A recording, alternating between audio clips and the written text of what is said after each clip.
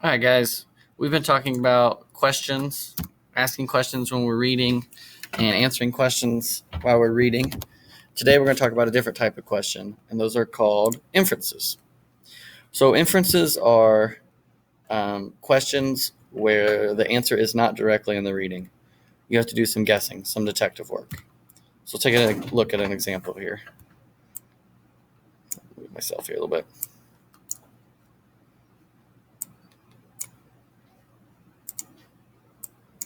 Okay.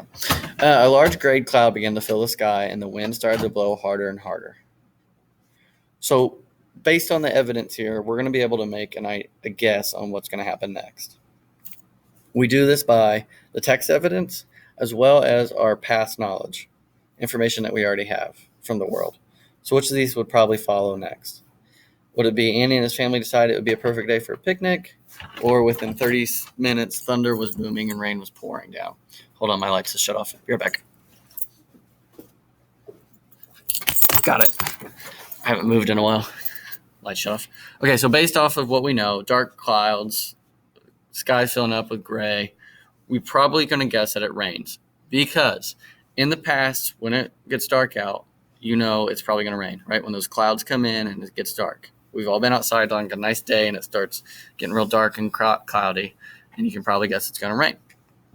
So our correct answer here is going to be B. Within 30 minutes, thunder was booming and rain was pouring down. Because the evidence in the story told us that there was gray clouds filling the sky, and our background knowledge tells us that means it's probably going to rain. Let's get another example. So I know gray clouds usually mean rain is coming. When the clouds become gray and the wind picks up, my mom makes you come inside. Okay, you might have had this happen before. Or if nobody's made you come inside, you probably got rained on. So that is an example of an inference. So what an inference is the text plus your schema equals the inference. All schema means is your background knowledge, the information from your life, real world experiences you've had. Think about your bedroom. What's on the walls? What color is it? Is it messy? Are there books? Do you have to share it with somebody? What does it say about you?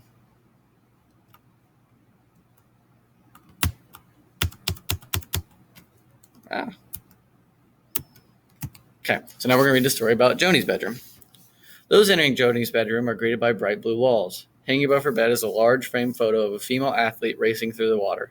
Next to her door is a bulletin board filled with medals and ribbons. Sitting at her desk are 2 trophies. In between them is a handmade card that reads "Go Sharks." On her bed sits a gym bag filled with a suit, goggles, and a cap. So what inferences can we make about Joni here? Just based on her bedroom, there's some information here that we can make some guesses on her and her life. So there's clues in there. We have clues like the blue walls, female athlete racing through the water, medals and ribbons, trophies, sharks, suit, goggle, and caps. So based off of this information, you're going to be able to get some ideas about what she enjoys doing, okay? So your background knowledge is you understand what somebody racing through the water means. You understand why people have suits and goggles and caps. You understand what trophies mean. It's all that background knowledge.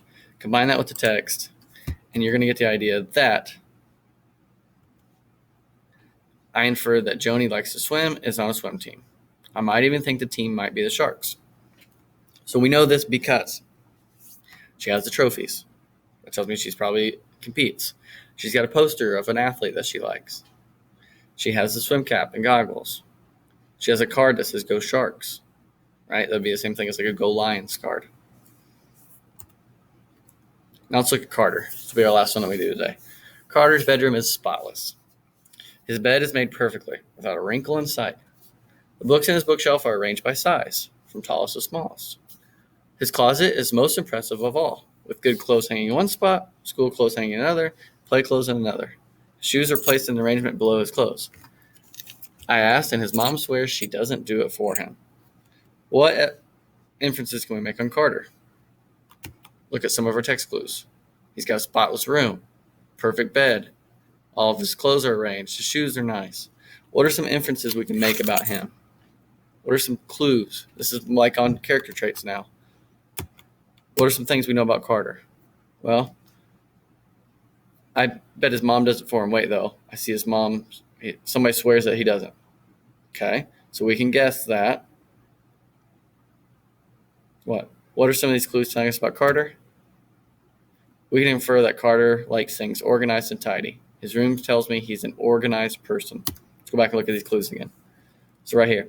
I know I don't make my bed every day. I know I don't. I don't know if you guys do or not. I'm not organized enough to get it done in the morning. He arranges his books on his bookcase in order. You guys have seen our bookcase in here. They're not in order. All of his clothes are arranged neatly too. He likes order. They swear his mom doesn't do it for him. So based on all that evidence is where we get this inference that he's organized and tidy. Okay? So what you guys are going to do is do some task cards where you're making some guesses on your own.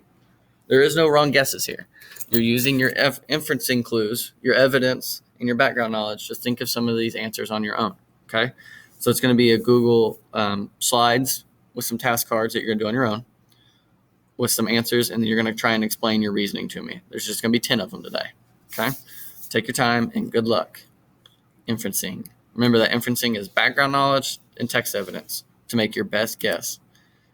Now, how do I end this crazy thing? I don't know what I'm doing, boys. It's not letting me end it. There we go. All right. See you guys.